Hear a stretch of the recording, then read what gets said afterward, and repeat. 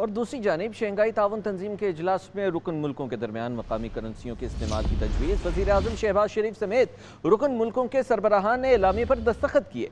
Shanghai ताउन तंजीम ने ताउन के मुख्तलिफ शोबों में 20 फैसलों की मंजूरी भी दे दी। वज़ीर आज़म ने शंघाई स्पिरिट के लिए पाकिस्तान के अज़्म का इयादा किया। वज़ीर आज़म ने पाकिस्तान को पूरे खित्ते के लिए मिसाली तजारती और ट्रांसिट हब के तौर पर भी उजागर किया। महंगाई से मरती आवाम के लिए एक और मुश्किल। घरेलू सार्फिन के लिए बिजली के बुनियादी टैरिफ में 7 रुपये 12 पैसे फ़ी यूनिट का बड़ा इजाफा। बिजली के फ़ी यूनिट की कीमत 48 रुपये 84 पैसे तक पहुँच गई है। जैसे जैसे ये महंगाई बढ़ रही है, जैसे जैसे बिजली बढ़ रही है, अब बंदा घर का खाना पूरा करे या बिजली के बिल भरे। ये वही लोग हैं जिन्होंने इंतखाबात से पहले कहा था कि हम लोग 200 यूनिट बिजली 300 यूनिट बिजली फ्री कर देंगे। अब ये वही लोग इक़्तिदार में आके बैठे हैं तो इन्होंने अवाम का जनाजा निकाल के रख दिया। बिजली महंगी नहीं, बहुत ही महंगी हो गई। सार्फिन के मुख्तलिफ स्लैब्स के लिए कीमत में इजाफा कर दिया गया। वफाकी काबीना से मंजूर शुदा दस्तावेज में बताया गया कि फी यूनिट बुनियादी टैरिफ में 3 रुपए 95 पैसे से 7 रुपए 12 पैसे तक इजाफा किया गया। हर स्लैब के लिए मुख्तलिफ इजाफा किया गया है। महाना 101 से 200 यूनिट पर इस्तेमाल पर फी यूनिट 7 रुपए 12 पैसे इजाफे से इसकी कीमत 30 रुपए 7 पैसे हो गई। शहरियों ने इस इजाफे पर हुकूमत को निशाने पर ले लिया। कहा, हुक्मरान अपने खर्चे कम करने के बजाय सारा बोझ अवाम पर डाल रहे हैं। महंगाई पे महंगाई करी जा रहे हैं, ठीक है, टैक्स पे टैक्स ठोकी जा रहे हैं। गरीब आदमी का जीना मुश्किल है। यही एक रह गया है जो IMF से कर्ज ये लेते हैं, अय्याशियाँ ये करते हैं और उसका जो खमियाजा है ये अवाम भुगत रही होती है। लाइट है नहीं, 25,000 पे बिल आ रहा है, उस पे हर महीने पे पैसे बढ़ रहे हैं, बिल पे टैक्स भर रहे हैं, ये हम लोग कहाँ से दें? हद से ज्यादा बिल आते हैं। जितने यूनिट संभालने होते बिलिंग आप देखें ओवर बिलिंग होती है। ये कहाँ की इंसानियत है? सोचने वाली बात है। जंगल का कानून बना रखा है सब जगह। अरे इंसानों को इंसान तो समझो कम अज कम। दस्तावेज में कहा गया है कि माहाना 400 यूनिट तक टैरिफ 7 रुपए 2 पैसे इजाफे से फी यूनिट टैरिफ 39 रुपए 15 पैसे मुकर्रर किया गया है। माहाना 401 से 500 यूनिट 6 रुपए 12 पैसे इजाफे से 41 रुपए 36 पैसे फी यूनिट। माहाना 501 से 600 यूनिट इस्तेमाल पर टैरिफ 6 रुपए 12 पैसे इजाफे से 42 रुपए 78 पैसे फी यूनिट, जबकि माहाना 601 से 700 यूनिट पर बिजली टैरिफ 6 रुपए 12 रुपए इजाफे से 43 रुपए 92 पैसे फी यूनिट होगा। माहाना 700 यूनिट से ज्यादा का टैरिफ 6 रुपए 12 पैसे इजाफे से 48 रुपए 84 पैसे होगा।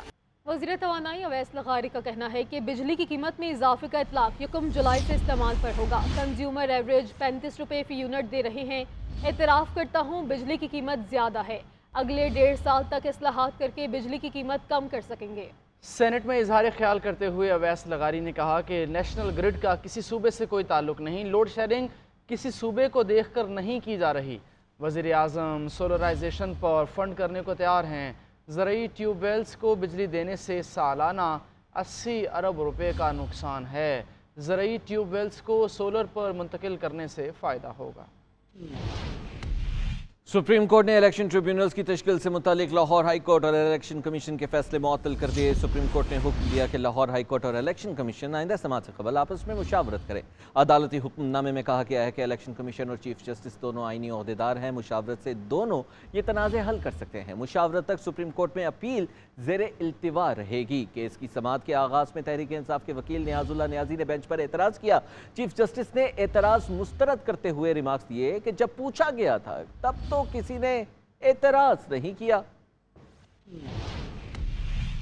सेनेट ने इलेक्शन एक्ट तरमीमी बिल 2024 कसरत राय से मंजूर कर लिया है। Election commission retired high court जजेस को बतौर ट्रिब्यूनल तैनात कर सकेगा। बिल पेशी होने पर अपोजिशन ने ऐवान में शोर शराबा किया। बिल की कॉपियां फाड़ दी। बिल की मंजूरी के वक्त अपोजिशन ने एहतजाज करते हुए ऐवान से टोकन वोट आउट किया।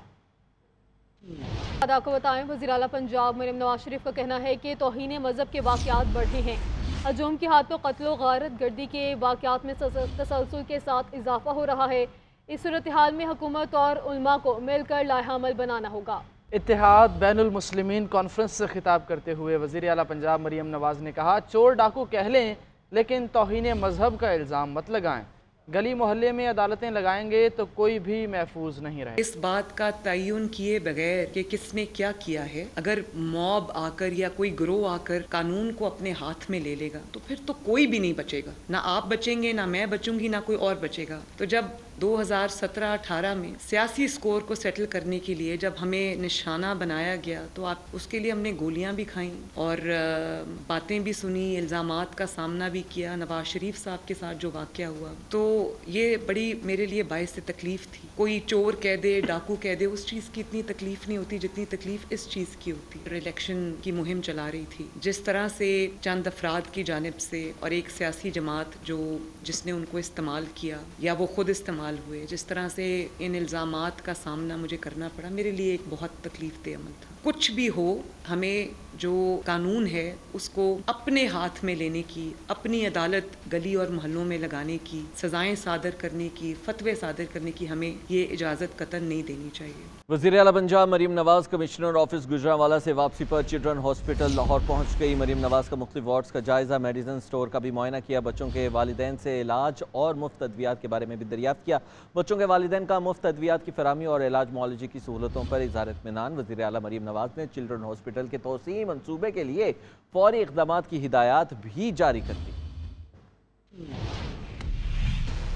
ऑपोजिशन लीडर उमर अयूब कहते हैं कि आज बानी चेयरमैन पीटीआई से मुलाकात की, हम अदालती ऑर्डर के मुताबिक मुलाकात के लिए आए, फिर भी मुलाकात नहीं करने दी गई। मजीद कहा, पीटीआई एक पेज पर है, बानी पीटीआई के साथ खड़े हैं।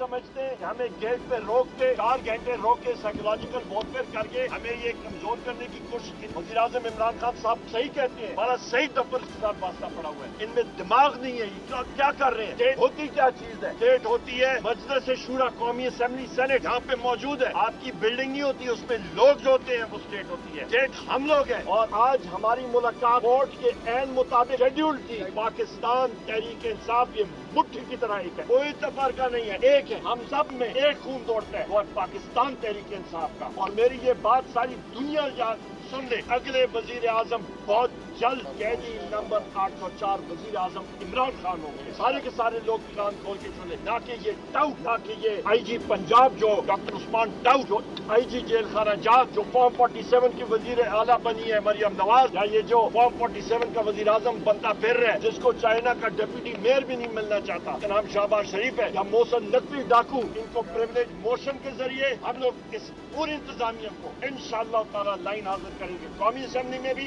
हम लोग इनको वहाँ पे बुलाएंगे और पूछेंगे इनकी क्या मजाल, इन्होंने हमें रोका यहाँ पे अपने महबूब कायद वज़ीर आज़म इमरान खान साहब। Chairman peoples party Bilawal Bhutto Zardari का 2 रोज़ा दौरा है बलोचिस्तान। वज़ीर आला सरफराज भुट्टी ने बिलावल भुट्टो जरदारी को सूबे के बजट के हवाले से तफसीली ब्रीफ किया। बिलावल भुट्टो की सरबराही में वज़ीर आला हाउस में इजलास भी हुआ। बिलावल भुट्टो का कहना था कि दहशत गर्दों के अज़ाइम को नाकाम बनाने के लिए दहशत गर्दी के बयानियों को शिकस्त देना होगी। बलोचिस्तान को अमन का गहवारा बनाने के लिए सूबे में ग्रास रूट लेवल तक सियासी अमल जरूरी है।